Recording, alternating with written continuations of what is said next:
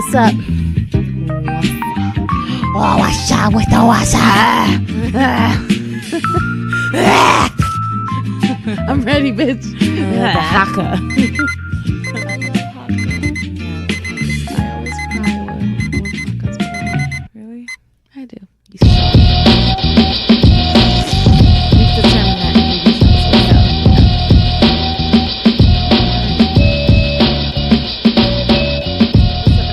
Welcome to another episode of Seal and Rome. This is Seal. And this is Rome, and this is episode number 75. 75. Now, for those of you who are late to the party, we are currently on YouTube as well. That's something that started with this season. So if you haven't subscribed already, please head on over to YouTube. Just search Seal and Rome Podcast and definitely subscribe. Just another avenue that we're looking to grow. People have been asking us to do video for quite a while because for whatever reason, a lot of people like to watch podcasts. I mean, we're cute. I feel like I can't watch video for that long. I mean, but we're not just so short. No, I get it. But we're not only approaching this as a episode video type thing. We're definitely doing different things. We just did the Hot Cheetos review. Yeah, if you guys... Commentary. Yeah, so Chester the Cheetah came out with a diss towards Doritos. We did a reaction video to that earlier in the week. So if you haven't checked that out, definitely head on over to our YouTube. So to your point, we are going to be diversifying the channel. It's not going to just be podcast episodes. Correct. So look out for us for sure. Yeah, definitely. So episode number 75, like we stated, before we jump into some topics, let's get some things out of the way. Best podcast of 2019. Undisputed. If you want to dispute it, shoot us an email at coandrome@gmail.com. Also, if you want to get yourself some merchandise, we do have some t-shirts, sweatshirts, hoodies, and you can find those at afgoclothing.com. Yes, and we also have a discount code for you guys, and that is ZioandRome15 gets you 15% off. Cop you guys some merchandise, take a picture, tag us in it, let us shout you out. Yeah, and just to give you guys a little bit of a preview of some things that we're going to be covering, going to talk a little bit about Valentine's Day. I want to talk a little bit about the power outage that happened at the Brooklyn Metropolitan Detention Center. Also, I want to talk a little bit about what you should do when you're asking for money on GoFundMe. And I want to talk a little bit about something you posted on our page earlier this week, along with some other things I've seen on social media. Okay. I actually have some very new things that I want to speak about as far as like experience wise. We've definitely had some couple outings that we've experienced this weekend that I want to touch base on. I have a deep round table thing that Zio's very well known for, and just kind of like some real life topics that I want to discuss. Sounds good. So let's jump in. Valentine's Day is right around the corner. What's today's date, man? Today's the 10th. I'm waiting for the income tax. 14th is not even fucking relevant to me. I'm just like, when's my income tax gonna drop? Yeah, I got my shit back already, fam. Yeah, so I don't give a fuck. No, but no one has asked me to be their Valentine, but I'm not feeling salty because I feel like any other time that I've been single, like the days of someone asking me to be their Valentine have been long gone. Yeah, that's not a thing anymore. It's only if you boot up, because I feel like a lot of these fellas out here ain't trying to find a reason to spend money if they ain't got to. I can see that. But if you want to, shoot us an email at coandrome@gmail.com. I am still up for grabs for Valentine's Day. So for those of you who are single like myself, you feeling some type of way, which I'm not, but if you are feeling some type of way, there's something that's going on in El Paso, Texas. So the El Paso Zoo will allow you to name a cockroach after your ex, and they'll feed the cockroach to a meerkat. Okay. Now, what's interesting is that the zoo is going to live stream the feeding on their Facebook page and on their website. Are they going to be naming these cockroaches out loud during the feed? I think so. Like this cockroach's name is so-and-so, yada, yada, Sucks. die bitch. You might not want to be an ex in this situation. Yeah, so if you want the El Paso Zoo to feed your ex in cockroach form to a meerkat, all you have to do is head on over to their Facebook page, shoot them a message. I will include the link to their Facebook page in the description box of the video, the podcast, stuff like that, for ease of access with that. Okay. Other than that, let's jump into something a little more serious. So basically, this is something I discovered after we finished recording last week. Episode? Mm-hmm. Okay. I kind of heard about it a little late. And so basically, inmates that are housed at the Brooklyn Metropolitan Detention Center, they went without power for, I think, 6 days or something like that. It's kind of sad. It's very sad for a variety of reasons. Now, the thing that's a little tricky is that you hear the words detention facility and you think it's a detention facility, but in reality, it's a jail, right? Yeah, for sure. And one of the things that's interesting about this is that if we're talking about Modern Family, this is where Taxstone is.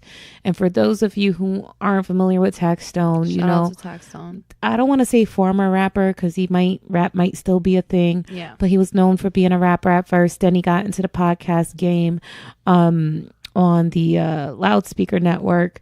And basically he... I don't know exactly what his charge was, but I know it involved a weapon. Yeah, I think it was more than one. It definitely involved a weapon, but regardless, we're cool with the Loudspeaker Network, and I know that this hit them near and dear. Shout out to A King and all the rest of the guys out there that know Taxstone. So, some interesting tweets from Taxstone while this was going on.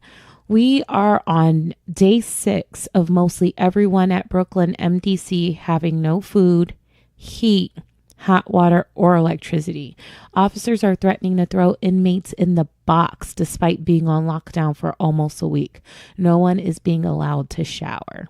So showering should be a basic human right. Food, basic human right. Like, I don't give a fuck about anyone who has something. Like, people think that prisoners should be of a lower life form, whatever. Like, if you got a nigga in prison that's in prison for murder or whatever, it all depends on the circumstances surrounding the crime, even in the dynamic of murder, right?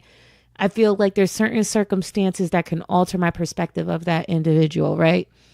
But my thing is, like, there's a lot of niggas that are just sitting in a detention facility that haven't even been charged yet. Yeah, so I think that my question kind of from what you're saying is, do you feel that, because people tend to think that people who are inmates and because they've committed certain crimes that they are not human and they don't deserve human rights. I feel like regardless of what you've done in life, human rights should be regardless of what you do. Like, do you feel like they deserve, like, if it's pedophilia, whether it's like, do people deserve rights regardless of what their crime is? Yo, you want me to, like, honestly answer 100%, 100%. All right, so let's say it's a nigga in Brooklyn MDC that I know for a fact molested my sister. Correct. That's a perfect example, actually. Right? I know for a fact this nigga molested my sister. I've seen it with my own two eyes, right? I see breaking news. Brooklyn MDC is without power. And I'm like, oh, that's where Chester the molester is. Right. Fuck that nigga. I don't give a fuck if that nigga's not showering. I don't give a fuck if that nigga's not eating. I don't give a fuck. But my thing is, like, it's because it's personal. Like, I have a personal issue with the individual. It's connected. Right? But, yo, I got 2 uncles doing bids for murder right now that they definitely committed. One of them he did out of school in front of everybody. All right? So there's no doubt or question in my mind as to whether or not he did it. My other uncle, I don't think there was ever any doubt that he did that either. But my thing is, like, on the flip side, it's personal in the sense that if I'd known that they didn't have food or water or blankets or medical attention, like all these different things, I'd be like, yo, I know a nigga murder, but shit, can a nigga get some food? Can a nigga take a shower? So are you like, saying what that the it's fuck? only really necessarily a thing to you if it's connected personally? What I'm saying is that what's smart is to take emotions out of it completely. whether it's positive or negative, and just think at the end of the day, this is a human being. This person deserves a fucking meal. This person deserves a shower if they can't shower every day, every other day, or as often as allowed. You know what I mean? Like, these are basic human rights. So my thing is like, the bias is unfair regardless if I know someone personally or not. So again, taking myself out of the equation just to hear that there's people out there that like prison food's not even the best to start with. So like niggas can't even get bad food. Yeah. You know what I mean? So in hearing this story, you know, I want to kind of dig in a little bit more and try to learn more about what was going on. So first of all, it was a week in which the weather wasn't the greatest. Now, based off the Huffington Post, they reported some temperatures as low as 2 or 7 degrees. Not trying to take away from the situation, but because I always like to cross-reference with my research. I looked up the historical weather record in Brooklyn. I don't know if I was in the wrong year. Did I put 2018 or something on accident? But when I looked at the weather, the shit felt like the low was probably in the 30s. And the high was in the 60s throughout the whole week. I didn't see a single digit temperatures, but regardless, it's cold as cold. You know what I mean? Especially indoors. I feel like when it's hot outdoors, hot tends to lock in the inside, and vice versa. When it's cold, it tends to lock in on the inside, so it feels colder. Right. So I'm not denying that it was cold. I know it was cold there. I just don't know how cold it was. Like, if it's 2 degrees in that prison and shit was going down the way that I read that it's going down, like, that's a lot worse than, 50-degree temps. Right. That's all I'm saying. It's a big difference between 2 degrees and 52 degrees. Right. All right. So basically, what caused the fire? That was like my first question, right? So basically what happened was the fire was caused because a fire broke loose in a switch gear room. And they're saying that the power outage wasn't throughout the entire prison. It was only in part of the prison. There's a lot of back and forth on that. Emergency generators were on, and the heat had been restored to parts of the federal jail, but public officials and lawyers who toured the facility again on Sunday told reporters that not everyone had heat, and some inmates were going without their medicine. So basically what happened was there were like these government officials and lawyers that were like going into the prison to see things for themselves, and things were going a lot differently than what was being reported by the facility itself. So that's a little nuts, right? So then blankets. Apparently 600 blankets were delivered by the city to the detention facility for these inmates. And allegedly, the warden communicated that these blankets were distributed. But one of the council members who toured the facility during this time states that they did not see any blankets in any of the cells that they visited personally.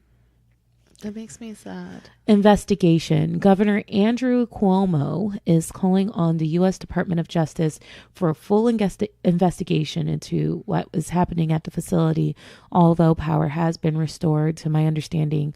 A lot of conflicting reports when I even tried to research this myself. But, bruh, somebody dropped the ball big time. It's so sad because it makes you feel like, why can't we get it right? You know what I'm saying? Like, I feel like there's a lot of like hiccups when it comes to the justice system. And I feel that this is just kind of like shining a light on that. And like listen, regardless of what these people did, like what's the pivotal moment where we get it right? Yeah. When I look at countries like Japan that can like fix a sinkhole in like no time. Overnight. Yeah. Like literally overnight. And then I'm like, yo, niggas can't get the power back popping. Like, what the fuck is going on here? Like, I don't know. There's a lot of ins and outs. Do you feel like they just don't give a fuck? Sometimes. I mean, if it came down to funding was the holdup, like, what happened to Bill Me? Like, this is important. Let's get it done. Nigga. Let's get it done. Let's worry about the financial piece on the back end. I really don't know the ins and outs, but I just think that it's sad that, it happened. I think it's sad seeing some of the responses to it, and it just creates another opportunity for us, one, to be thankful, and And two, to try to think of ways to better improve these systems. Like in the event that any, facility that houses inmates or any senior citizens or anything like hospitals, like what happened in Puerto Rico, like any event of a power outage, what is the backup plan? We all need to be thinking about that. But I think that that's the problem. I think the problem is that there is no backup plan. Everybody's just kind of like going with what they see as like a day-to-day situation, and there's no real backup to the possibilities of what can happen. Yeah. Like I used to work at this one job, right? And we had backup batteries for every single computer in that job. I mean, it was a huge company. And basically it's like, yo, even if we lose power, we cannot let anything interrupt the business. Like technically the jail is a business. Exactly. Yeah. You know what I mean? And I'm just talking about on a computer level, right? And it's like, I work somewhere now and it's in finance, right? And I feel like the interruption of business in the finance world will have more of an impact on consumers than the other company that I worked for. And the margins are a lot slimmer in the business that I'm in. So I get why it may not make sense to buy those individual backup batteries per user, per computer. But it's like buying a backup battery for every computer can make such a big difference. And like this may be comparing apples to oranges when it comes to the Brooklyn MDC or whatever.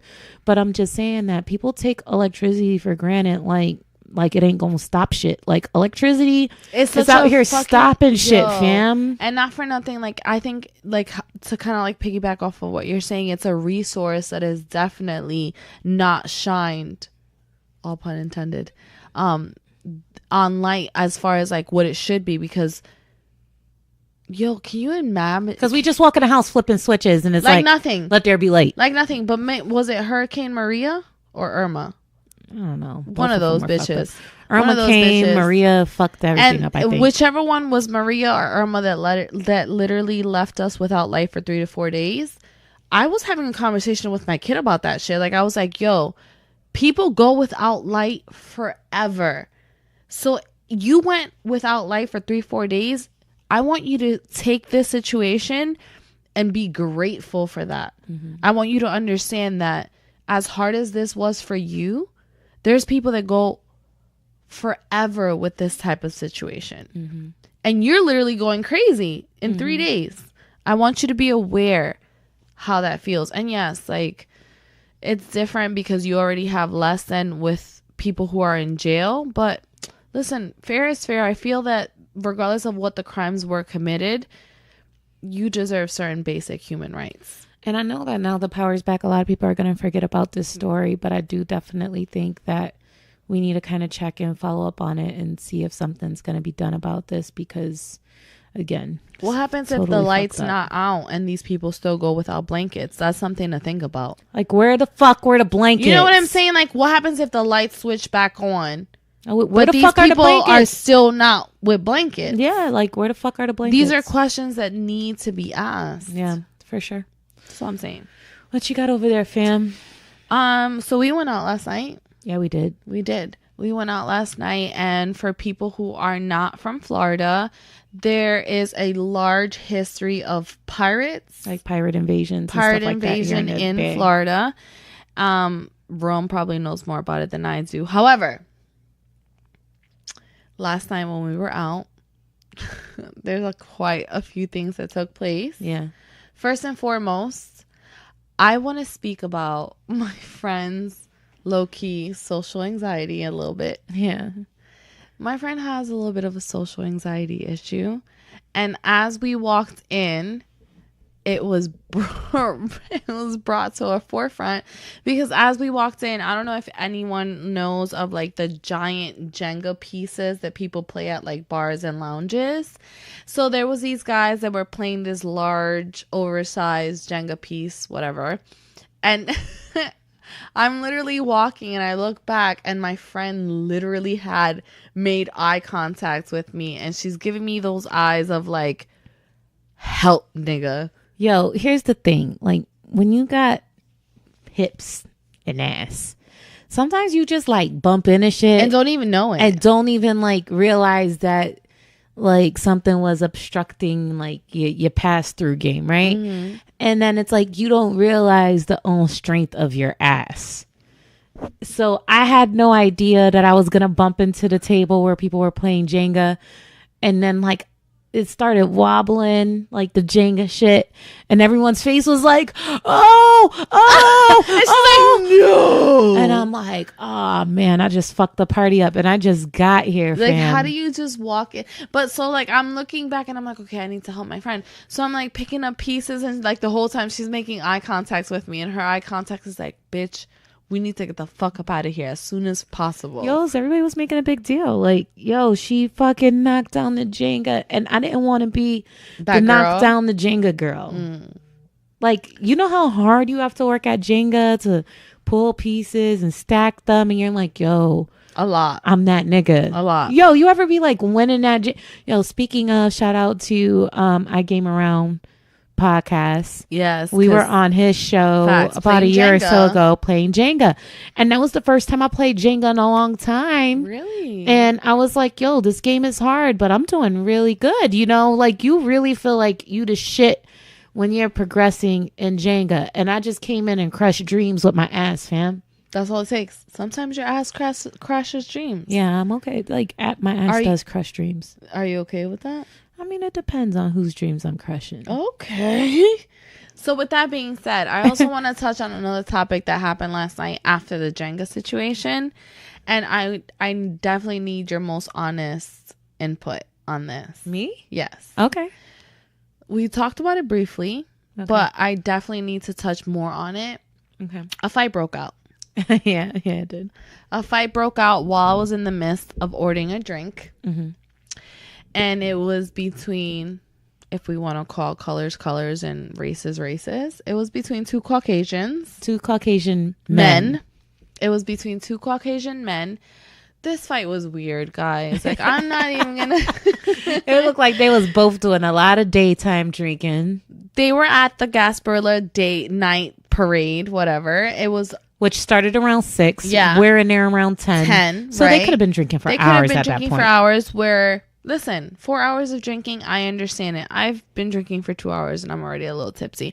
But all I'm saying is that, listen, this fucking fight was weird. I don't give a fuck if I've been drinking for 2 hours or 4 hours. I would not be fighting like that. Yeah. Like, I literally look across the bar and it wasn't like a fight where you're like throwing fists.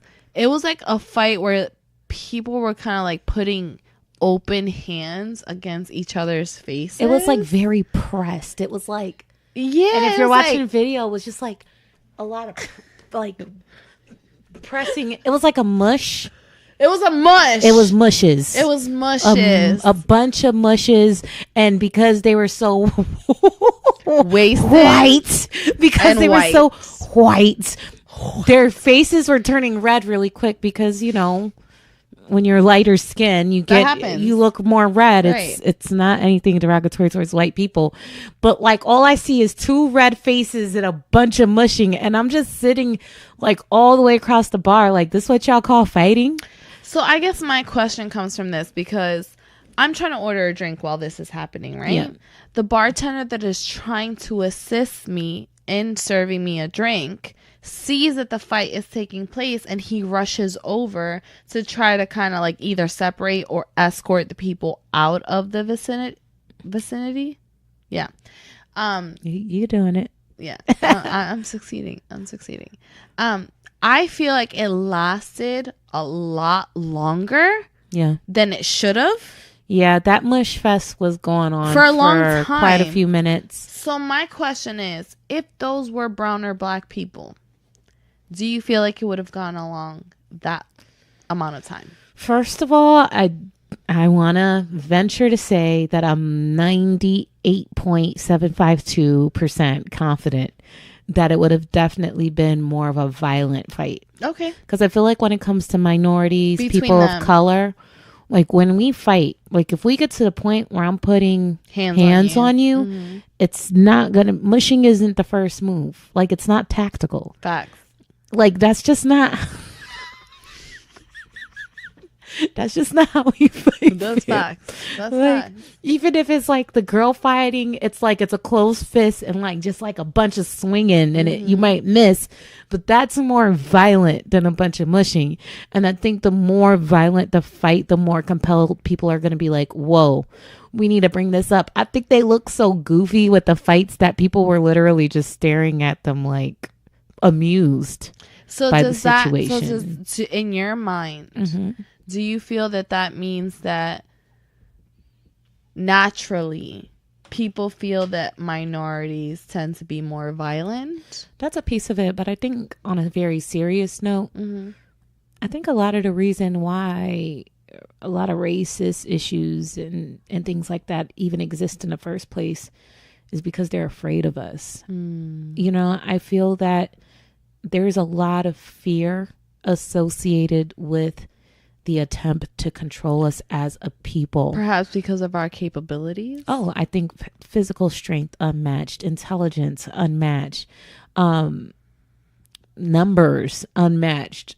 Like, and I think that just based on, and we're talking about hundreds of years, like niggas know what it would be. Like we are something to fear. Yeah. We are something worth fearing. So I think that sometimes people will just see a brown, a black person or whatever, and, you know, regardless of the circumstance, like genuinely feel fear. Whereas the white person will walk in, it's like, oh, this is friendly. You know, this is, you know. I just thought it was a big ass joke, honestly. Yeah. But I think to answer the question, if it were black people fighting, could it have gone a lot differently? Absolutely. It would have definitely been scarier, regardless of color. I wasn't scared. A bunch of mushing. Were you scared? Nah, nigga. I wasn't scared. Like, I was even when they oh, put look them at outside, here, I was look like, at here. Look at here. I was like, can I What just do get we- my drink? That's all I want. I'm I just just want to get my like- drink. I was just like, wow, these are grown ass men mushing. Yeah, that was pretty entertaining. It was good. So I wasn't gonna bring this up as a topic, But I decided to anyway. okay. I want to give a big shout out to the person that I went out with on Friday night. So if you're watching or listening, so I went out on Friday to a party, and it was one of those things that I didn't realize what the vibe was gonna be until I got there. Right. I get there and I'm like, yo, I'm in a room full of babies right now. Like, this ain't for me. So the person I was linking up with, to their defense, they were going to cancel on me because they told me they had a little bit too much to drink. But I was a little tight because you already know the hair, the makeup. I already went through all that shit. I'm on my way. You going to tell me you canceling? Like, nah, you know, so the person probably felt a little pressure from me. Like, yo, let me go because this bitch is talking her shit, whatever. This person gets out there. I think that there was some flirtatious chemistry between me and this person. But when me and this person first, like, we had an outing not too long ago, and it was on some friendly shit. But I noticed there was some flirting from his side, and I was, you know, doing some flirting back. But I made it very clear from first flirt, homie, I'm celibate. Not really, you know, I'm not out here like that. You know, let's just have a good time, you know, but you ain't getting the buns. Like, I didn't say it like that, but I'm just making it clear. So going back to Friday night, same person, got some drinks in the system. The night was going a certain way to where I was concerned and kind of asking the person what they wanted to do. And the person was straight up told me, yo, I want to fuck. I was like, oh, okay. Thank you for letting me know. I hope that's not the reason why you invited me out, because like I've told you, I'm celibate, but there's plenty of options here. And I kind of took a step back because I didn't want to pop off. I'm working on my anger issues. I'm doing really, really good. So I took a step back. I waited a few moments, and then I just went up to him and I was like, hey, you're not going to have an issue getting back home or anything, right? He's like, no. I'm like, all right, well, I'm going to leave, but I hope you have a lovely evening. And deuces. So I just want y'all to know. And homie is like really, really cute. I mean, this is a good looking guy. Yo, everything that you have been working on as of late and that you've mentioned, I want to say that it seems like you're succeeding. Yo. Because last night, You were like the epitome wing woman. I was a good wing woman. You were. I did good with the social stuff. You were on point, regardless if you're knocking down the Jenga or not. Yeah, I did really good. Yo, and homie is like really, really attractive, and I feel like I still get really horny, but it's usually when I'm by myself. Like, like, yo, I did everything I needed to do today. I'm in the bed. Right. I took a shower. Before and after.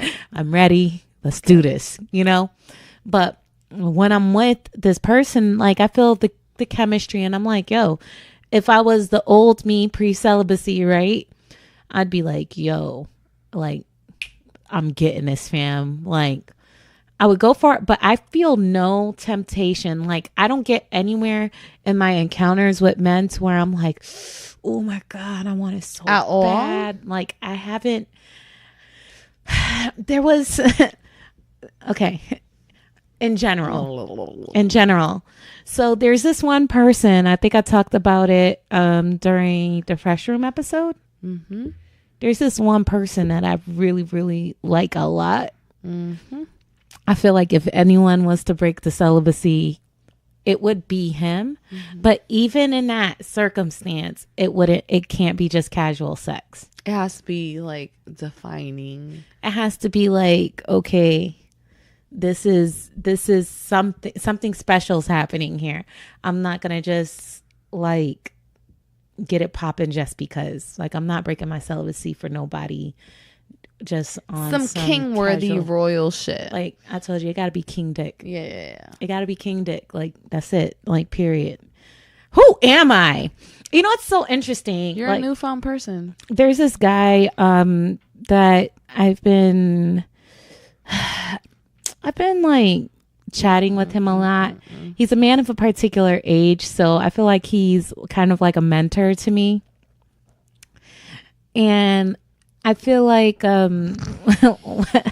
when nothing has ever happened between us. No, that's facts. Nothing's ever happened between us. But, who wouldn't be feeling the kid? Obviously. Let me see them. Obviously, no, these ain't the docs. But not everyone is attracted to me. But there's still some souls amongst us who's feeling the kid. And when they feeling the kid, they be feeling the kid. So, I'm not going to front. I definitely know this person's attracted to me, but there's definitely very clear boundaries between us. So when I shared with him a lot of these goals that I set out for myself, he was like, wow, I think it's great that you're trying to improve yourself. He was like, but I am very concerned about the number of things that you're trying to change in your life all at once. He's like, have you ever done anything like this before and succeeded? Or like, this could be very overwhelming. And I'm like, thinking back, I think there's been times in my life where I'm just like, fuck it. Like, I'm ready to make some changes. Let's do it. And I'm like, I feel like I can do this. So we're talking about celibacy, drinking black coffee, dieting, exercising. It seems like a lot. Reading my Bible every day. She's got a Bible plan. Yeah. And a meal plan. And I mean, I'm trying to think, like, cutting out social media. I've been dabbling in social media, but I haven't been posting on my page. I may post stories here and there. Focusing more on the business. Like, I really wanted to reallocate like all the time I spent on social media into what we're doing creatively with the videos and researching to develop other projects. So I do feel like my screen time has definitely decreased on the phone, and I'm now pouring that into different things. Budgeting. Yo, you've been doing really good. Budgeting. I cut back a lot. I've been like packing my lunch, bringing it to work. I just bought like a cold brew pitcher so I can start making my own cold brew coffee at home, pour myself a cup on the way out the door. Like, a lot's changing so far. So good. Yeah. You've been doing really good. I don't know who I am. Even my porn selection has changed. Not mine. I have a question for you. Yes. And it kind of piggybacks off of our last conversation, with our last episode, with things that you went through with your ex-husband, and, you know, just kind of like friends and exes.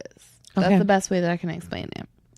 So do you feel that it is wrong for your friends, your close friends, to go ham for you when it comes to them feeling like you are being addressed or approached by an ex in a wrongful manner? Do I feel like that's wrong? Yeah. Do you? Because like some people were like, "Oh, it's not your business. Like this is a different level of relationship." Do you know what I'm saying? Like some people are like that. We're talking about an ex, though, right? Yeah. Some people are like that, though. What I'm talking about, an ex in all aspects, like not just an ex-boyfriend or girlfriend, an ex-husband or wife. I'm just saying, like if I'm in a relationship and my partner says some shit to me, and you're on the sidelines, like, "Yo, time out, don't talk to her like that." Facts. It's like, whoa. Yeah. Shorty, don't do that. Like, don't talk to her like that. Why are you're like, y'all not even together? Like, so I was just making sure I'm very clear that this is an ex that's coming at me. I feel like, first of all, once they're an ex, it doesn't matter. It depends. Like, I don't have children, so I don't know how I would feel if this is the father of my children. Don't know. You are in a situation where you have a child with someone, and the person that you do have a child with, you are friends with to a certain extent. But if I were to see something going down and for some weird reason you weren't standing up for yourself, I would feel compelled to at least like step in and be like, "Well, time out. You there, she there, this isn't good." But if it gets to a point where I have to stand up and start putting my fingers in a nigga's face, which this isn't personally directed at anyone, right? At BBD, like, it's not like that. But I'm just saying, homie, like, if shit were to go down, like, I don't know, my internal instinct would be for me to immediately protect my friend, and I probably would, you know what I mean? I feel like in my dynamic, where I have several exes. So before I say anything else, let's make it clear I could be talking about anyone. If any of my exes were to step to me on some shit, and I, for some reason, am so dumbfounded that my friends feel the need to be like, "Yo, nigga, what the fuck?" I don't feel that that's wrong. You don't think that's wrong? Not at all. Because I know that a lot of people feel like my relationship with my friends and my relationship with my significant other are two completely separate things. Here's the only thing that I ask. If you're my friend and you decide that you want to take on my ex, and my ex does some shit that now your life is in danger, you're looking like a dumbass, whatever, don't then look back to me and expect me to defend you. Right. I don't feel the defender should not be looked to be defended. So if you're gonna step in as a defender, you better handle your motherfucking business. Because we both could have kept our mouths shut and kikied and ha-ha about this on the back end. That's not my worry. I mean? My worry is, okay, so that's not my worry because I'm pretty tactful with the way that I approach things. There's an actual worry? Like, is there a real thing going on? No. Oh, okay. No. That's not a real thing going on. Like, that's not my actual worry. If that was to be a situation, is what I'm saying. My worry is not like how I'm going. Like, I'm tactful. That doesn't bother me. I just want to be aware that I'm not crossing any boundaries for my friend. This is what I'm saying? This is my advice. And it depends on the personality type. Yeah. If you already know up front that one of your homegirls, and obviously I'm not talking about myself because everybody knows I'm about it. But anyway, if you have a friend that's a little more timid, a little more submissive, that's not about that life, and you see that homie is coming at her a certain way, and you already know out the gate she ain't gonna say shit. You already know she's probably genuinely afraid. Right. And intimidated. Right. Then it's like, no question, like, whoa, homie. Don't talk to her like that. Like, and let's be real, the only reason you talking to her like that is because you know she ain't gonna do nothing. Yo, that's a perfect fucking segue. Do you feel like guys talk to certain females a certain type of way and not to others because they are aware that they are not going to get any pushback? I know that for certain. Like, we've had the conversation about why is it that between both you and I, we've never been in a situation where we've been genuinely concerned about a nigga putting their hands on us. Facts. Because we put out that energy that homie drunk This night ain't what or you not, want. sober or not, This ain't what you want. 355 pounds or not, This ain't what you want. I will go to the kitchen. I will go underneath the pillowcase. I will go underneath the bed. I will go to the trunk. I will go to the glove box. I don't give a fuck, nigga. You try me, it's done. And if it's not done now, It gonna be done. it's gonna be done later.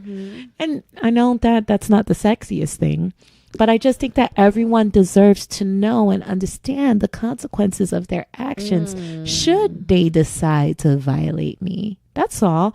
Because if you violate me and thou did not knoweth, This is that Bible plan. thou did not knoweth the consequences associated, then it's like it's not fair, right? So I think everybody needs to know and understand the consequences that can be associated with their actions. Like, yo, you try me, not only are there legal consequences that can happen with any violation, these poles, but like your life may genuinely be in danger. So Facts. like if you care about your life, you probably shouldn't do it. And like, let's be clear. I'm definitely about that life.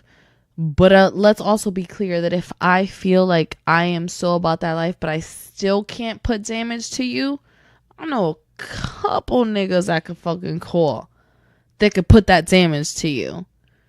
I don't know. I feel like I'm so ignorant and naive to my own strength that I feel like who can't I take out? Oh, that's definitely naive, baby. No, I feel like in a fight, like a fist to fist combat, like I've had a nigga hit me and I've like hit the floor, like in a club because he grabbed my ass. It wasn't someone I was with. You know what I mean? So I know that niggas could be stronger, but what I'm saying is like when you go to sleep at night and you're snuggled up with your teddy in the bed and then Rome comes in. You know what I'm saying? First of all, you laying down. Right. And your teddy ain't gonna do shit. They ain't gonna help you. And there are a variety of weapon selections at my disposal. It's like the Marvin Gaye shit. Like who threw hot grits at who? Like it's hot grits. I could throw hot grits at a nigga. Yeah, but still realistically, like a man is always gonna be A nigga. able- Who is escaping? Oh, Who is escaping hot grits? my nigga. Yo, peep the video. I just slapped myself in the face with the mic. Yo, who's escaping Pause. hot grits? It don't matter how strong you are. I don't care how much That weights doesn't you stop lift. the nigga from fucking swinging though. No, what I'm saying is that let's say you hit me the night before, right? And I You're saying somehow that let you're it slide. leading up to it. What I'm saying is like I don't care your size. I don't care your strength. There's always a way for me to get you, fam. Right, and if I pull up and do like a hot grits drive by. I can't. I literally can't. Hot grits drive by. I can't. I literally can't. I don't even like grits. I hate grits. Even more the reason why it's the perfect weapon of choice. It's the perfect weapon selection. Hot grits. Nigga. What the fuck is wrong with me? Continue. I don't know what else to say. The point is I could take on anyone. And the hot grits analogy proves that. Okay, but my point is, okay, take the hot grits out of this situation. Why? Right?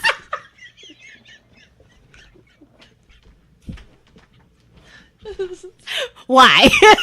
Everyone deserves to know. I feel like I only knew about grits in the South. Hot grits might save a life out here, No, fam. I didn't even know about grits when I lived in New York. Okay. So, in my mind, when hot grits didn't exist, I felt like if I swung on a nigga, the probability of him actually swinging back at me was significantly high, right? Mm-hmm. So I think that in my mind, I always think, okay, if I want to be brolic, if I want to be about that life, and I swing at a nigga, and I get a good lick off, and he decides to be in his feels, and not that it's ever happened to me, but swing back at me, that you're entitled to swing back at me. But let it be known that the level of where I swung at you is nowhere. Time out. The thoughts that are going nowhere. The thoughts that are going through my mind right Are now grits are worthy? so bad. First of all, when's Women's History Month? Because I feel like... Is that a thing? I think so. What? So, here's the thing. I feel like there's a lot of descendants before us, like ancestors, that have taken these niggas out. And they're not getting the attention that they deserve. Hot grits worthy? Now, I'm not saying go out here killing niggas. I'm not saying go out here and killing niggas. But there's a lot of women out here that seek justice on their own and have prevailed. They was like, oh, you touched my kid inappropriately? Killing you. Wait until you fall asleep. Ba-ba-bam! Hot grits everywhere. Hot water. Hot grits. Rat poison. Hot grits. Yo, let me cook this nigga a meal and act all cool. And then it's like, hot grits. Yo, I'm just saying, there's a lot of frail women out here who have taken down big men. And I don't think that they're getting the recognition that they deserve. I feel you. There's plenty of big Medeas out here. But even if they small, like they big and small at the same time, like in their head, they like, oh, okay, I can't go toe to toe with you right now. And I know I got a black eye, but I got something for that ass. Oh my God, how did they get the black eye? I'm just saying, like, sometimes it's the long man's game, and that's the problem. So you're saying it's not battle worthy, it's war worthy. Some shit is war worthy. So Gotcha. It's like, I may have lost the battle, but I haven't lost the war. Exactly. Yes. I see what you're thinking. Yo, we're crazy as fuck. I just want my future husband to know that I'm not going to throw hot grits at you. I've never thrown hot grits at anyone in my entire life. I'm just saying, please think twice before you ever lay hands on me, because once you do, that's going to activate the fuck nigga in me. Whoa. Like, yo, like you that's put like hands Pokemon. on me. Like, fuck nigga. I'm gonna be like, and the grits are just gonna come, and then you throw the blue ball, and you're like, yo, and then like my move is just like throw the hot grits. I'm gonna have like a little pot in my hand. You're just gonna see. I'm just like whipping hot grits at niggas. I can't. Oh man! Speaking of Pokemon, that's still a thing. Anyway. So check this out. Speaking of marital issues and such, I actually have an interesting topic. Like, and listen, the only reason why I'm bringing this topic up is because I went on record and said that I was going to discuss this topic on the CEO in Rome podcast. Okay. I put in someone's comments, I was like, oh my gosh, I'm talking about this on the podcast. And it was a cry for help in which someone needed GoFundMe donations, right? Now, I went on to research this matter today because I wanted to gather all of the facts and the details so we could roll it out to our listeners. And I unfortunately hate to report that I cannot share the story on our podcast. Really? Because of the way that the GoFundMe was written. It left a lot of questions unanswered. It left very pertinent details about the matter at hand out. I just was like a little confused, and I'm like, it's very difficult I don't doubt that there's an issue here, but there's a lot of unanswered questions. So with that said, what I've decided to do with this is say, one, if you're listening to this podcast because you were expecting for me to share your story with our listeners, I apologize, but I do have some tips for you if you want to modify your GoFundMe page, or for anyone that's trying to raise money on GoFundMe. I feel that you all can benefit from this. So basically, what was going on in this dynamic, it was a woman who was fighting to get her daughter back, right? Now, I read the GoFundMe today, and her daughter is now back in her care, which is a good thing. Is it? Which is a good thing when we're looking at the objective of I need my daughter back, my daughter's back now, whatever. But there's still a GoFundMe. I'm not exactly clear on what the money is being raised for at this point. I understand there's still maybe some legal issues. I'm assuming that there may be some legal issues or whatever. But my point is that if you're going to go on GoFundMe or any fundraising campaign platform, it's super important for people to understand the who, what, where, when, and why, right? And I made notes because I want to make sure I'm very clear, right? So one, who's benefiting from these funds? That's what I want to know. What the fuck happened specifically? I don't want to hear the drama, the dramatized version of the beef and all that. I want to hear the hardcore facts of what exactly happened. What exactly is the issue? What's going on? So you don't want to hear woe is me. You want to hear A, B, C, D. I want to hear that while my ex-husband or husband, and I'm not talking about myself, I'm talking about the individual who wrote this post. While this person has not been cooperative with me whatsoever, and they haven't been the nicest person to me, but at this point, my concern is getting my daughter back. And the reason why I cannot do this without your help is because of A, B, C, and X, Y, Z. Got it. You know what I mean? So I want to know what the fuck is going on. Where are you from? Where are these funds being allocated? Where can we connect with you to follow up on this progress? Because if I'm giving you my money, I need to know. While I can stay in tune with the GoFundMe, if there's other mediums in which I can follow this progress, I want the option to be able to do so. Me, I'm the type of person, I donate and I keep it pushing. But every now and then, if I donate money, I want to see, was my money actually allocated to where it's supposed to be? Did it make a difference? Yeah. You know what I mean? So I want to be able to look back and see that you're doing good, you know? So that was the where. And when do you need to reach this goal? What type of timeline are we dealing with? When did these incidents occur? And then why? Why are you in need of the donation? Why is this happening? I want to hear something like, yo, I'm a hardworking mother of such and such children.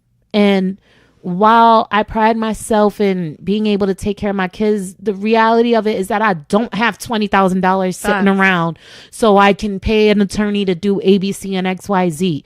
Like, nigga, you need to say that shit in your GoFundMe if you asking me for money. I'm sorry. Facts. I feel like I've run across homeless people in the city back in my day where they would have signs that would literally say, I need money, even if it's just to support my drug habit or buy beer or get hookers. And honestly, I was more compelled to give those people money than like someone who didn't have a sign, because not necessarily saying that it was okay, but I felt the honesty. You admire the honesty. Yeah. I don't fuck with them niggas. I don't fuck with them niggas.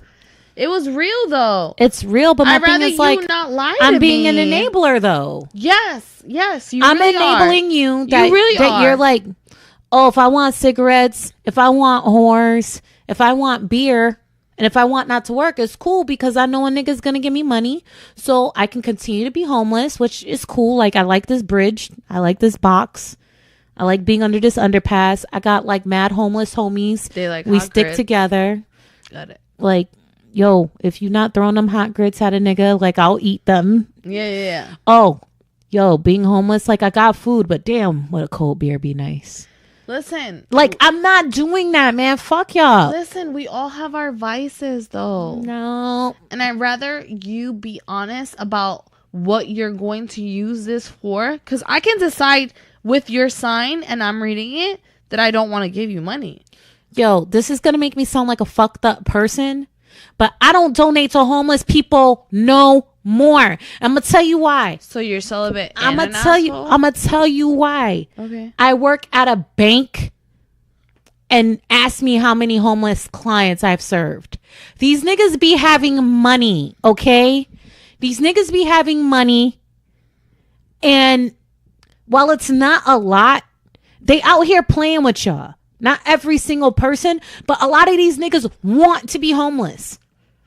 They want it. that. You know what I can see mean? that. My thing is like, while I want to help those in need, I would much rather go to Metropolitan Ministries, feed these niggas, donate supplies, give them something to where I know my money's actually going to help them. Let's figure out ways we can get you back in the workforce so you don't have to be out here begging niggas for money.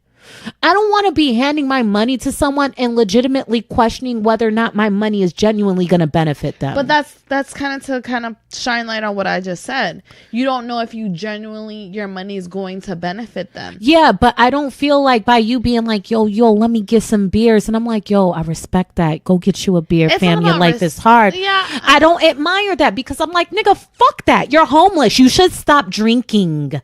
How about that? I hate you. Drinking. Stop drinking, my nigga. How about you don't get the like? Why the fuck do you have luxuries? You have no home. Okay, but what happens?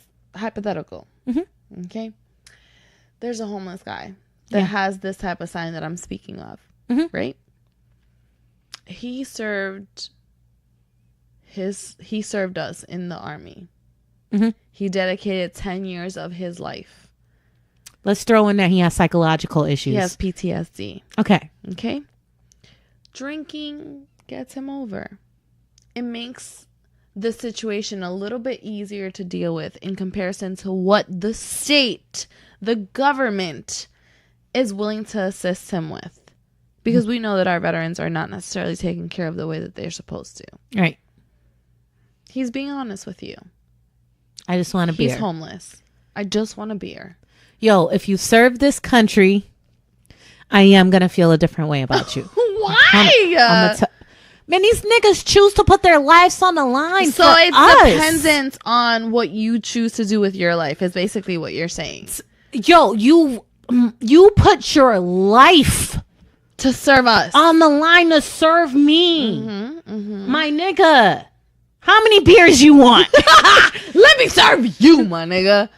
I'm sorry. No, I get it. That's a little bit of a caveat. And don't get me wrong, like homelessness aside, anytime I see someone in uniform, I thank them for their service. Facts.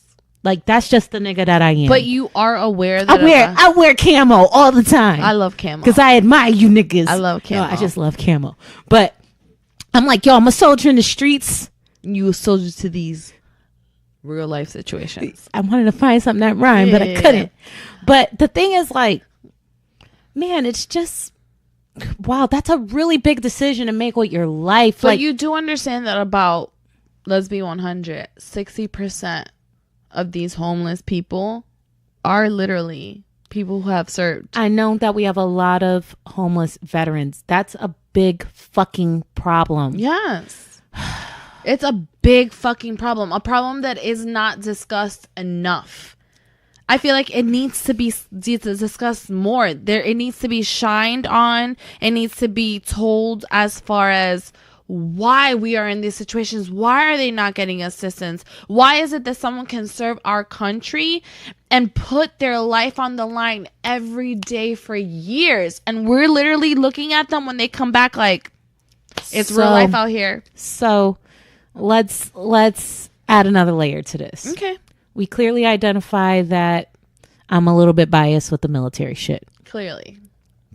Very clear. I have no problem admitting that. Right. So very clear that there's not enough resources to give these ladies and men the assistance that they deserve. Correct. Okay. So we're clear on that. Sometimes you can't lead a horse to water, right? And I feel like, I'm just being honest with you. I feel like if you have a veteran who's mentally sound and they genuinely want a roof over their head and they genuinely want to work a job, I feel like they're less compelled to set up a camp on the side of the road and make that their long-term situation. They'll be like, yo, this sucks, but this is temporary, nigga. Like, I don't mind asking a nigga for a sandwich, but yo, I gotta change this.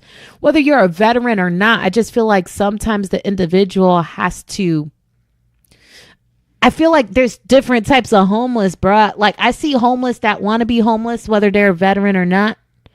And then I see homeless that's like, they legitimately are like, I'm ashamed that I even have to ask you for this. To a certain extent, I agree. I feel like not every homeless person that's asking you for money, veteran or not, has a long-term plan in place. Right. I don't feel bad for every single one of them. Like Lieutenant Dan. Fictional characters. Lieutenant Dan was an asshole, fam. He had PTSD. And I was very glad when I saw him all cleaned up at, Forrest's wedding? Yes. I was like, look at Lieutenant Dan to turn his life around. He done swam the ocean and is a brand new person. But before that, I was like, man, fuck this nigga. Lieutenant Dan, you ain't got no legs. Yo, you get what I'm saying? Like, no, I get it. But listen, so I have had conversations with homeless people that are veterans, right? Yeah. And there's moments where what you're saying doesn't matter to me because these are people who have served, right? Mm-hmm. They've made their life the career of serving us, serving the United States, right? So when they come back, they expect a little bit of fucking repayment from their fucking government, right?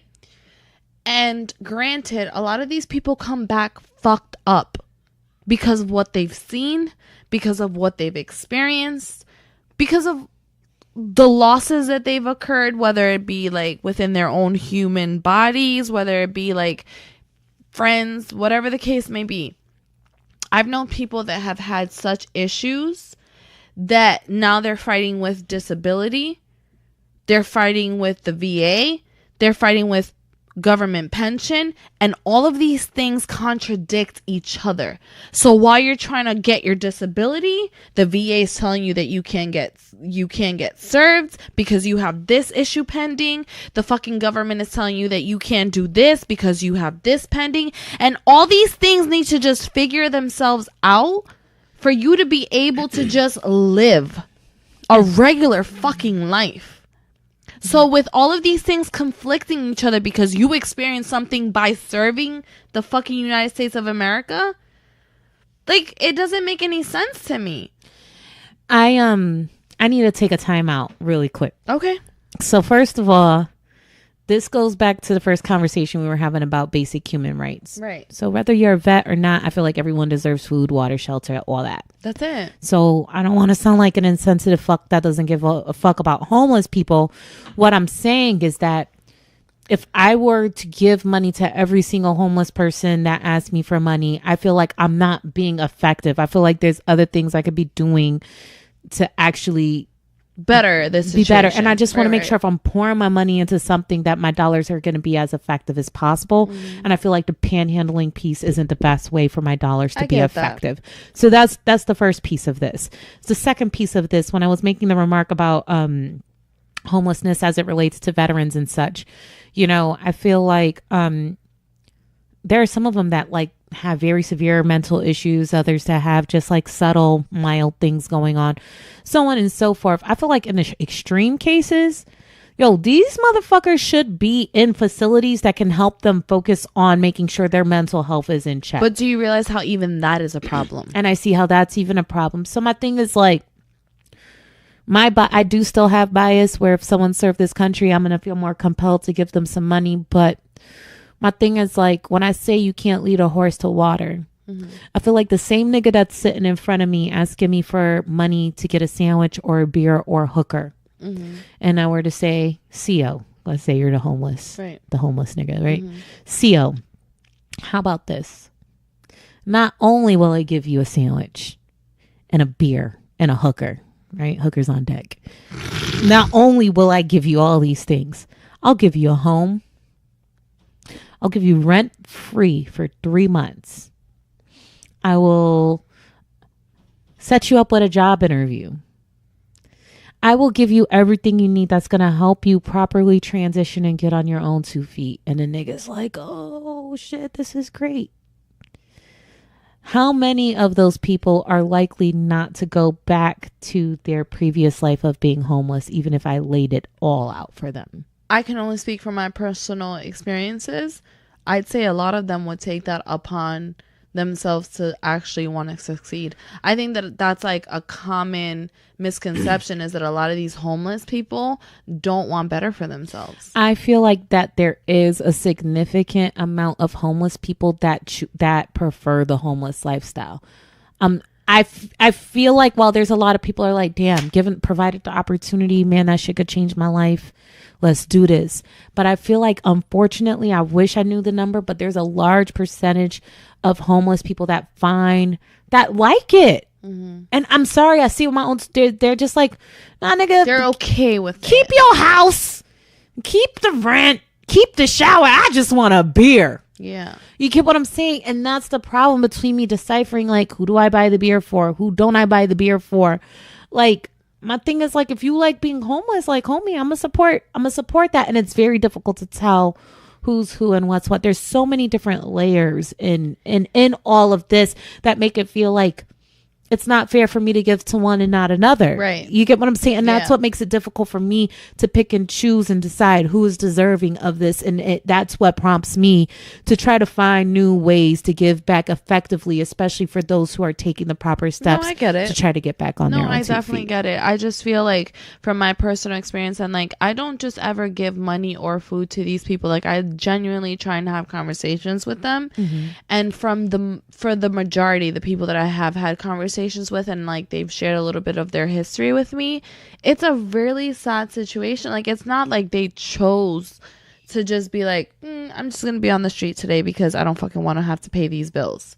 Like, something genuinely took place where it fucked them up and put them in the situation in which they're in. Yeah, there's 20% of the time where I'm the type of girl where if there's leftovers at my house for Thanksgiving or Christmas, I'll be like, Mom, wrap that shit up, and I will go looking for homeless people to fucking give that food to. And that's respect, and I think that that's great. You know what changed my perspective on homeless people?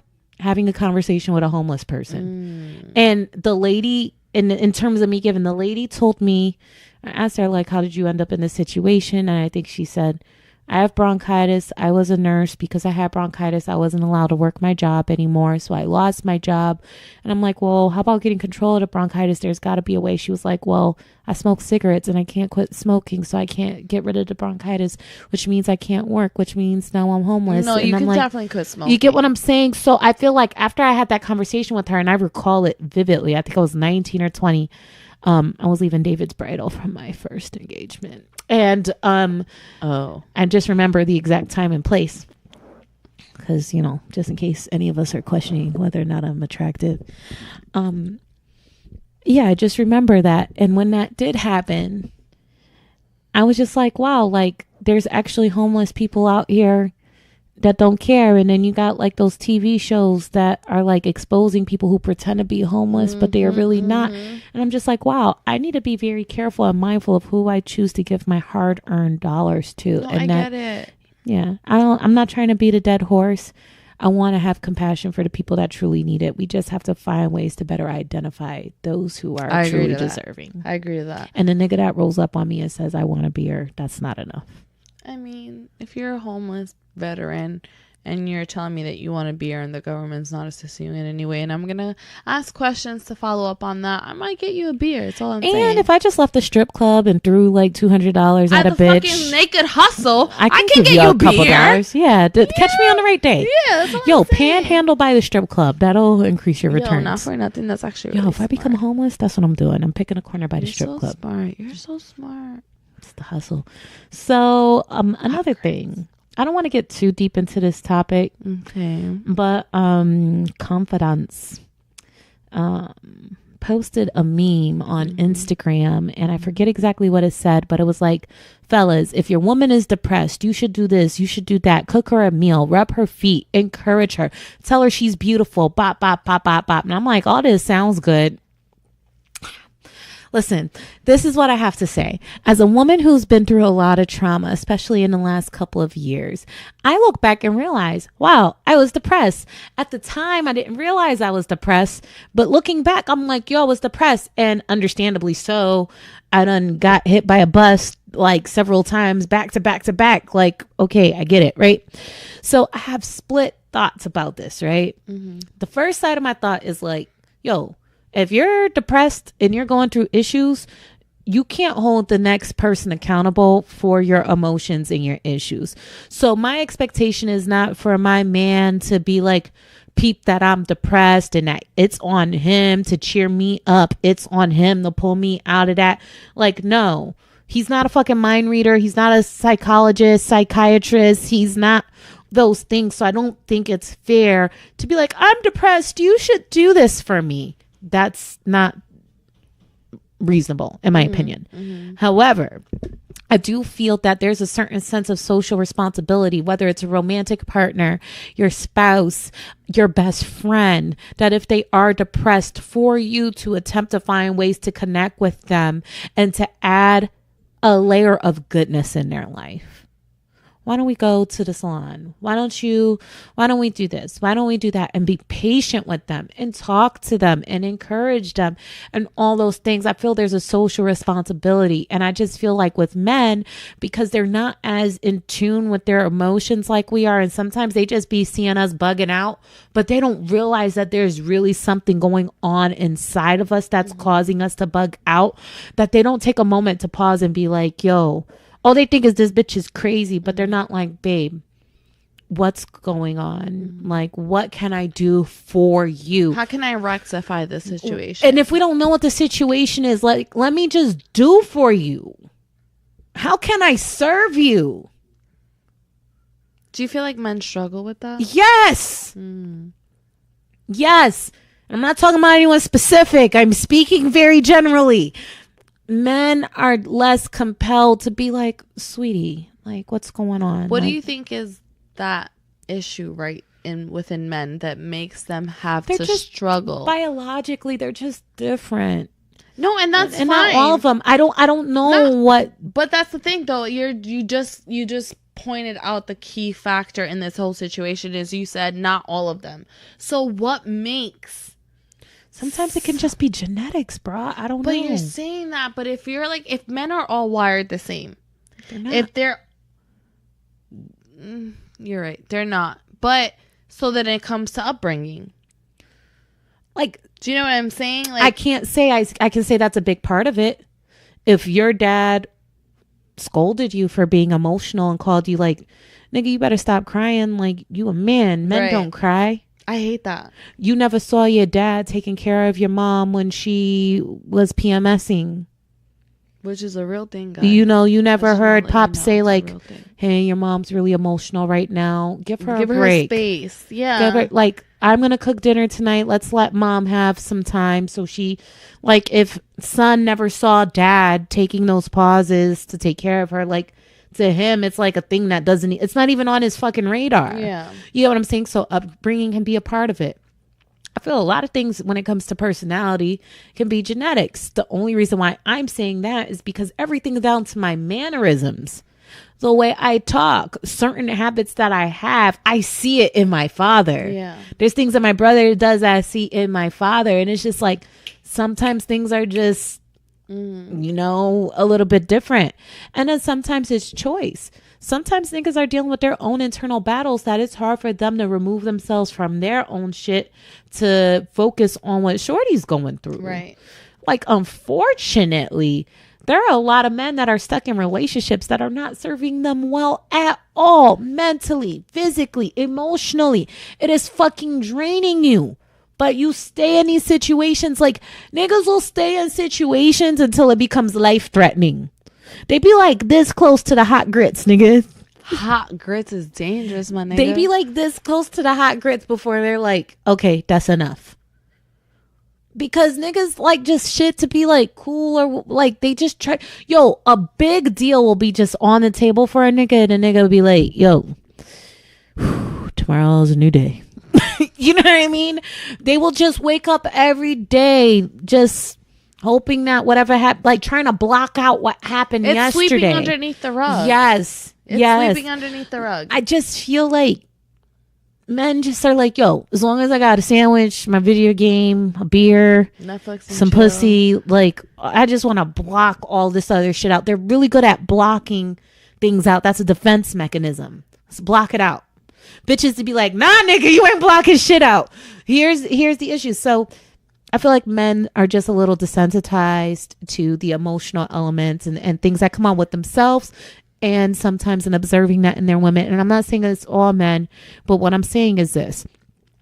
As I've gone through difficult moments in my life, while I have been with partners that have seen like, okay, you're not 100% at your best, like I would have loved for someone to be like, hey, it's okay. Let's have a getaway. Why don't we go on a trip? I can see, I don't know exactly what's going on with you, but I don't need to understand. Let me do something for you.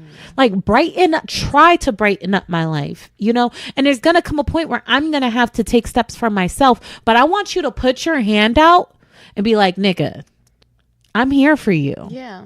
No, I get it. You're right. 100%. But this brings up a really good fucking question. Mm-hmm. So if these men, if it is genetics, right? And or upbringing, something hardwired in your brain that makes you, yeah, it's all you know, regardless of genetics or upbringing. Mm-hmm. How, as women that are now in relationship with these men, mm-hmm. do we try and change it? I think I've always been of the thought, well, not always been of the thought. I think that once I was like in my early 20s, I was like, you know what? People treat you in the ways in which you allow them to be treated. We were just talking about that with the hot grits. This episode's going to be called Hot Grits. Definitely, for sure. So it's like, why is it that some niggas are comfortable in Shorty's face, like he gonna punch her in the face, but then they can step to CO in Rome and be like, yo, ma, I ain't say it. Like last night, a nigga says some shit. I look back, he was like, yo, I didn't say that. Like, yeah, all I had to do was look at a nigga. Mm-hmm. He knew what was up. Mm-hmm. And it's like, my thing is that you have to create that energy in terms of putting it out there, what you expect. I expect nothing less but the best of what you can give to me. How you want to be treated. Now, here's my thing. I'm not saying go out here and just start trying to mold niggas. Like, I feel like men should have free thought and selection and choice of what it is that they want in their life. And my thing is that if homie steps to me, I'm the subject. Mm-hmm. You are interested in me. Mm-hmm. I'm going to be like, okay, there are certain things that I look for in a partner. And while you don't possess all the qualities, because no one's perfect, you know, here are some things that I look for. Mm-hmm. And I'm going to leave it up to you. Like, I'm just being facetious, but if I'm like, yo, I like a nigga that will bring me breakfast in bed at least once a month, right? That's doable. That's doable. I'm just saying, let's say if that's an expectation, which it isn't, but I should make it one. I mean, it sounds doable. Yeah. And my thing is, like, if I tell you that I expect breakfast in bed once a month and then we start caking it and you never bring me the breakfast, I'm mad. And then I'll gently remind you again, like, sweetie, like, breakfast in bed makes my pussy wet. And who likes dry pussy? Dry pussy's not good. So I'm just saying, like, we need to feel comfortable putting it out there, like what it is that we like and what it is that we expect. But we also need to hold ourselves accountable that in the dynamic where the man's not picking up the context clues and he's not putting in the work, why are we going to keep giving them this pussy? Why are we going to keep cooking them these meals? These hot grits. Why are we going to be, you know, supporting them financially, this, that, and the third, and he's not even like checking the boxes on the things that you get what I'm saying? So what if the effort is there and homie is like trying to reach those check marks? He may not be succeeding at those check marks, but the approach is there. So like he cooks me breakfast in bed once a month, but it's trash. Right. It's garbage. Like the breakfast in bed sucks. You don't want to fucking eat it. I appreciate it. But he's doing it once a month. He's out here trying to get a job that is at the same caliber of the job that you may have, bringing in the same type of fucking money. But he's not succeeding because maybe he doesn't have the background that he needs to have, but he's still applying for these jobs. Do you appreciate that and still not nag at him? Yeah. We're known as naggers. Let's be 100. Yo, so here's the thing. When I got with you, I knew I wasn't getting breakfast in bed because I was single. Facts. So no one's cooking me breakfast in bed once a month because I'm single. Right. Okay. When I got with you, I knew you wasn't working a job of caliber. So now that I see that you're trying and you're struggling, I'm already getting more than what I had when you weren't in my life. So I don't think it's fair for me to nag at you. I feel the same way that I just said that we should hold our men accountable to put their hand out and be like, how can I help you? That I'm like, women should do the same. I appreciate that you try to cook me breakfast. Let me show you how to scramble some fucking eggs, my nigga. Facts. And let me cook you breakfast in bed so I can show you how it's done. Facts. Let me teach you so you can learn how to cook me breakfast in bed. I know you want to make more money so you could better provide for us. You know what? Maybe we can work on developing some skills that are going to give you that edge that is going to get you noticed in the workplace. Why don't I teach you some of the things that I know? You got a mentor at your fingertips. You got Excel that you need to know on this? Let me show you what the fuck I know. Let me show you these pivot tables, fam. Fam, that's just changed my life forever. I'm just saying, nagging is whack. Like, if there's here's the thing. If you got all the answers, why not offer them to your partner? Because it's all about growth, right? But that's the thing. If I have the answers and he's trying, why not just put the hand out and help? And it's like, because you so focused on what a nigga could do for you that you can't take a moment to help him. You get what I'm saying? Man. And that happens a lot, though. And I'm not saying that that's our job. It's not. But let's be real. You with the nigga for a reason. I don't even give a fuck if it's just because he got good dick and nice teeth. I like all that stuff. I'm just saying, there's a reason why you allowing a nigga in your space. Facts.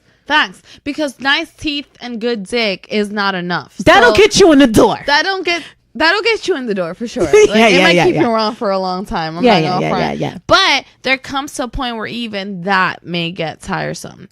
Yeah. So if you're not offering anything more than nice teeth and good D, like, it comes to a point where I'm just like, where's my breakfast in bed? Even if it is trash. Now, I'm going to be real with you. I'm at a stage in my life where I don't want to get in a relationship and have to teach a man how to be a man. I'm just being real. I don't want to get in a relationship and have to teach a nigga how to scramble some eggs. But that's a little hypocritical. No, I'm gonna tell you where I'm at with this. Okay. I'm at a stage in my life where I'm in my 30s, and if you don't know how to scramble an egg, I have a problem with that. I have a personal problem, but what I'm saying is that if you're a man my age or in my age group, and I'm learning that you've never scrambled an egg before, even if it's not to feed a bitch, but even to feed yourself, that's indicative of something, right? So that's a little concerning.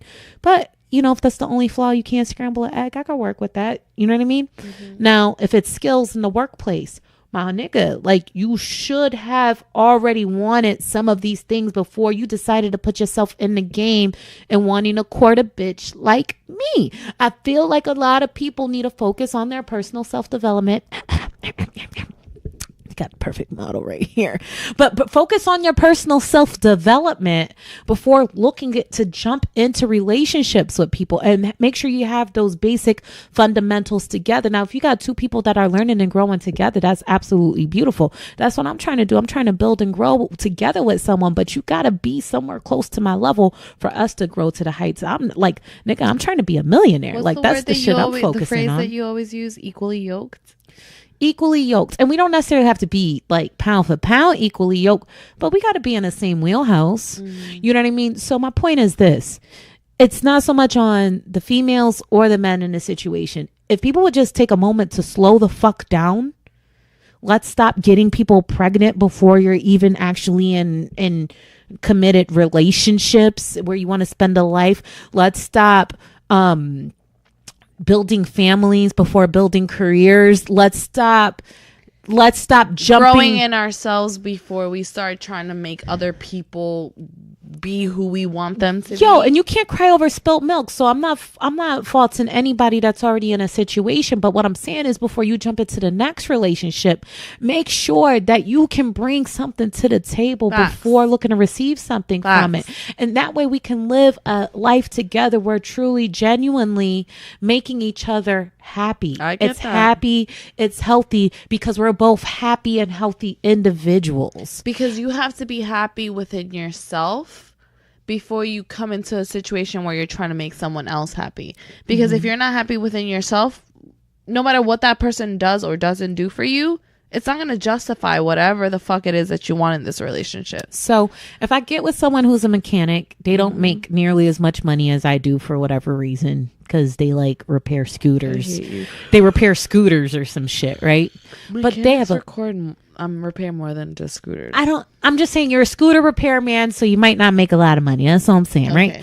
You step to me, I think you have a beautiful personality, you dress well, you seem to do really well for me, and I'm like, wow, I know the nigga repairs scooters and he probably makes only $25,000 a year, but I still like this guy a lot. And I make the decision for myself, I still want to be involved with him because I see something. There's something there. I have to hold myself accountable that I made the decision to be with this man, even though I knew financially he wasn't there. He may not be able to scramble those eggs because his specialty is in being a mechanic. I don't expect you to be the expert egg man, but you can repair the shit out of a fucking scooter, right? But if you're showing me like, yo, I'm going through a transition where I want to learn how to scramble some eggs and I don't want to be a mechanic anymore. I want to do something different now. See, we're in the same dynamic where someone's trying to grow and develop their career. Someone who wants to learn how to please me. And that situation's like, yo, I knew what it was when I got with a nigga, and kudos to him for wanting to be a better man, not just for himself, but for me. Like, I fucks with that. Okay. But I'm not out there looking for the struggle. Them hot grits is hot though. No, the grits is hot, man. What else? Anything else here? Let's see. Do we touch on this meme where depressed women are? Okay, that's what we just did. Perfect.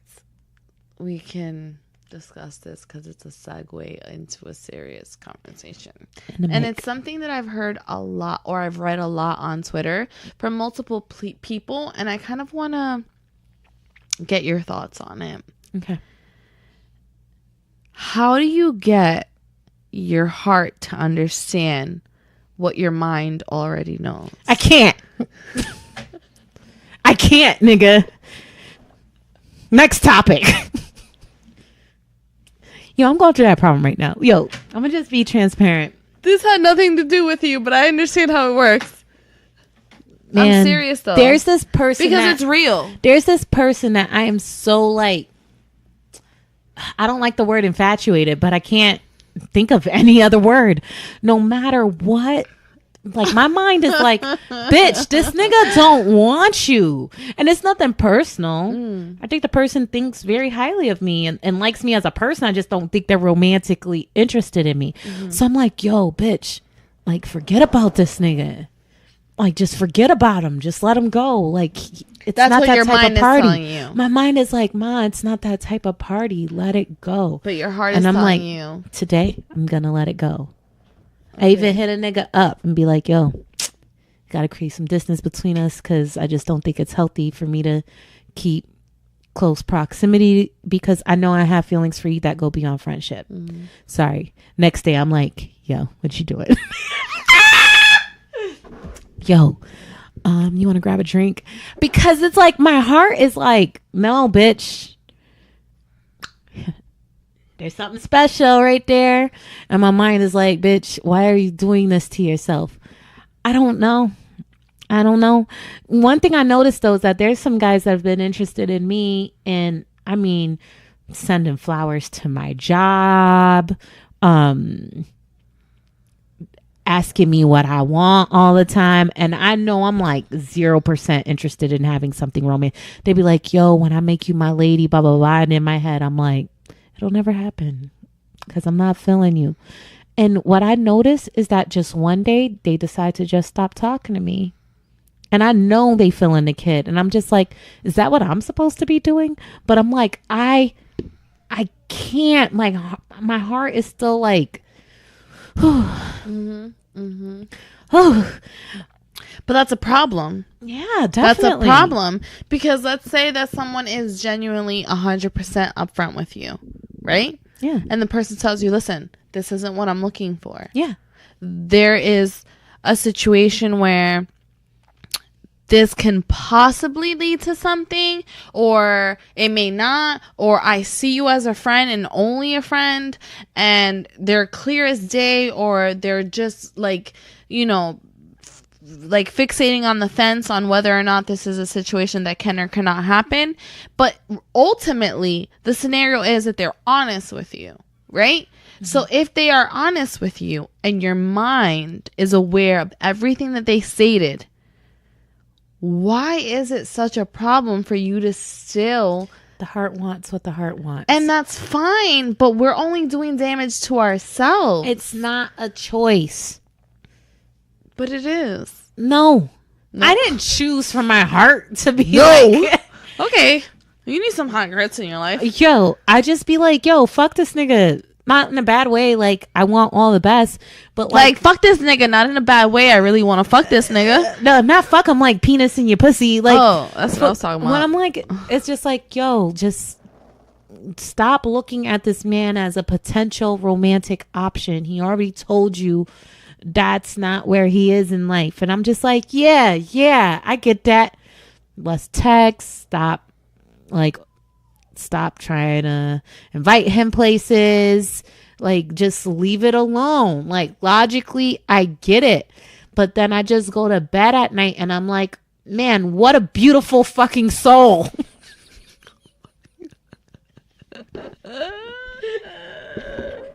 I think that's what everyone thinks when they're like, they just see you and they're like, Seal, you have people that fall in love with you all the time that you ain't checking for. They just look at you and they're like, what her beautiful fucking hair and her beautiful fucking soul. I know I told myself I'm not going to text this bitch no more, but fuck. Look at how beautiful she is. Good curl patterns and a good soul always get these motherfuckers tripping. No, but I just feel like all it takes is that moment for you to just think about that person in comparison to every other person you cross paths with on a day-to-day basis. And you just can't help but think about how amazing you think that person is. I know, but I feel like internally, like you're battling within yourself. And I think that that's probably where you're doing yourself an injustice. You have a lot of advice. Tell me a little bit about how you handle these situations. I don't. Exactly. I don't. No. Why do we struggle then? No, because I'm also a realist though. So like, even though I am aware that I'm the type of person that I know that my mind is struggling with my heart, but I'm also a realist when it comes to the point where I'm like, yo, my mind is struggling with my heart, but I also know that although I may want this to be what this is the path I want this to take, I know that realistically it shouldn't take that path. Oh, I'm fully aware. You know what I'm saying? And I'm that person. That's the thing. I feel like although I know in the long run it could be this, that, and whatever, I just feel like at the end of the day, I'm like, you know what? If I continue to engage with this individual and my feelings continue to grow, I could be really heartbroken. All it's going to take is for me to see homie with someone else and I'm going to be like, woe is me and game over. But I feel like as long as this person is single and available and I'm still interested, I just feel like it's like some get rich or die trying shit. It's like, yo, this may not be the situation now. It may change in the future. While I will remain respectful, for me, it's like until someone gives me that hard no, like I'm gonna still have some hope. If someone steps to me and be like, negative, I really prefer just to be friends with you. If someone's like, I'd rather just be friends with you, I only see you as a friend, yo, I'm letting that shit go. Right. If someone's like, hey, I think you're really cool peoples, I'm glad that I met you. Right now, in this time of my life. I'm just in a place in my life where I'm really not looking for something. I'm thinking like, okay. There's still a possibility. So I'll focus on the friendship building piece of it. So I think it all depends on the way it's positioned. So with that said, I feel like if you're really not feeling someone that You be clear. Yeah, just try to be more clear. And for me, for people who like fall in love or become infatuated with me, I don't think I'm ever like 100% clear. Like, yo, you and I will never be a thing, and I just see you as a friend. I've never said that to anyone. I'm that girl. Yeah, I've never said that to anyone. But if someone's made a pass and be like, yo, when we get married, yeah, I've had people say this. When I make you my wife, and I'm just like, I will make 1,000,001 excuses as to why that's not going to happen. I'll be like, nope, nah. Oh, you're so crazy. Or I don't feel that I ever do things to go out of my way to lead that person on. I'm not calling you. I'm not texting you. I'm not asking you, how was your day? I don't go out of my way to engage with you because I'm genuinely afraid that you're going to get the idea that I'm feeling you back, and I'm not going to do that. Now, if I let someone know that I'm feeling them, they're like, I'm not in that place in my life, but they're still engaging with me. They're talking to me. They're still like cool with me. I'm going to be like, okay, so this person knows I'm feeling them. They still want to talk to me. They haven't given me the hard no. Nigga, I'm still shooting my shot. If not now, I'm going to do it later. I'm definitely that girl. Like, if I don't feel some type of way about someone, or I just feel like they may be feeling me on a whole different level that I'm feeling them, like, I will always make it be known, because I hate to ever feel like I'm leading someone on.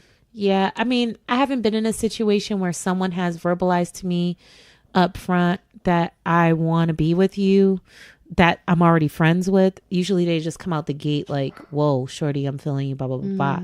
I'm not really kicking it with them like that. And I don't know. And I don't know. It depends on the situation, but I feel like if it could benefit me to be straightforward with a person, I would. I wouldn't be afraid of having that conversation. The only thing that I feel is challenging these days is when people legitimately think that you're flirting with them and you're just being nice. Son, so I'm going to be 100 with you. So I'm a Libra, and Libras tend to be a little bit on the friendly side. Like, we're social butterflies. We kind of can like move from one side of the room to the other and interact with all people within that room. Like, that's just who we are. However, I've been told plenty of times, or I've been told plenty of times where they're like, yo, you're flirting with homie? You think he's cute? Or like, why are you flirting? Or like it's just always questioned. And it's like, wait, what? Like, you think I'm flirting with this person? I'm literally just being a genuine person interacting with them. So what is it about me that you feel is coming off as like a flirty personality? I have an opinion. You think I come off flirty? Sometimes. But I think my perspective is that, like, zodiacs aside, because I don't think Aquariuses are the most flirtatious people. I think we're captivating, but that's besides the point. The point is that I'm not naive to my own flirtatious nature. And I know that I flirt with people, but sometimes I flirt with people with no intentions on wanting to be involved with them romantically. So It's like, I know I'm being flirtatious, but don't take my flirting as me wanting to do something, be something, or have something with you. I'm just having a good time. Relax. So, okay. I think you don't want to categorize your behavior as flirting, because then that's going to be indicative that you may want something romantic with that person. Right. And I feel like people... And if I was to co-sign on exactly what you're saying, I feel like people interpret that as, okay, if she's behaving this way with me, then that means that I have a chance and I should approach it accordingly. Yeah, I think that there's people I've flirted with, but there's like good balance to where they're not now trying to take me on a date or be my man. And if it gets to that point, it's like, listen, I think you're a great person. Obviously, I feel comfortable being flirtatious with you. I want to apologize if I led you on or whatever. But if it's just playful flirting back and forth, I feel like that can be a thing between people without there actually being intentions behind it. I feel like the moment that you see someone's taking your flirting a certain way, then I think you should dial it back if you're genuinely not interested in that person. And be aware of what you're doing and approach it accordingly. Yeah. Definitely. I think there's social responsibility associated with the flirting, because the last thing you need is a nigga throwing hot grits at you because he thought you liked him. Exactly. That's a real life situation is all I'm saying. Excuse me. You know what? I think I had something else, but it's not important anymore. Let me check my notes real quick. It was about octopuses and their crazy shit, but it's not important. I remember that. We'll talk about it next episode. Yeah. So, I just want to let everybody know, if you saw our live feed today on the Zio and Rome podcast Instagram page. Yeah, on our what did I say? He just says on the CO and Rome podcast. Okay. I'm adding Instagram page. Instagram page. I feel like that's going to be a good thing to come moving forward. Like, I feel like you guys should expect that from us. Like, we have moments, I'm not even gonna lie, guys. Like, we have moments behind the scenes where we literally say, like, yo, this would be a great live, or like, why aren't we recording this? And I think that the moments that we have that moving forward is when we're going to start doing that. Yeah, my commitment is to try to keep it organic. I'm not going to force it. Sometimes we be just worried, like, oh, I don't have my makeup on, or I'm not dressed appropriately, or whatever. But there truly be like some funny shit going on sometimes that should be captured. And I think what happened today was perfect scenario. I was practicing for a cipher. CL is trying to be my hype man. Yeah. And it had me dying. Like, we were just dying laughing so hard that I'm like, yo, let's just do a live. And, you know, it was pretty funny. So, you know, we're really tasking ourselves with trying to bring you guys more content and to further develop our brand. And I'm really thankful of the positive reactions we've been having to that. So thank you. Yeah. And I think that it's important for people to not only think that they know who you really are, but also see beyond the episodes of the podcast that they truly do know who you really are. And if they don't, learn who that person is. Yeah. So we're looking forward to being able to give you guys that. And again, we love the feedback. We love your comments, and we look forward to having a lot more of that with this to come. Good way to wrap up the show, CO. Anyway, thanks for hanging out with us, guys. We'll catch you on the next one.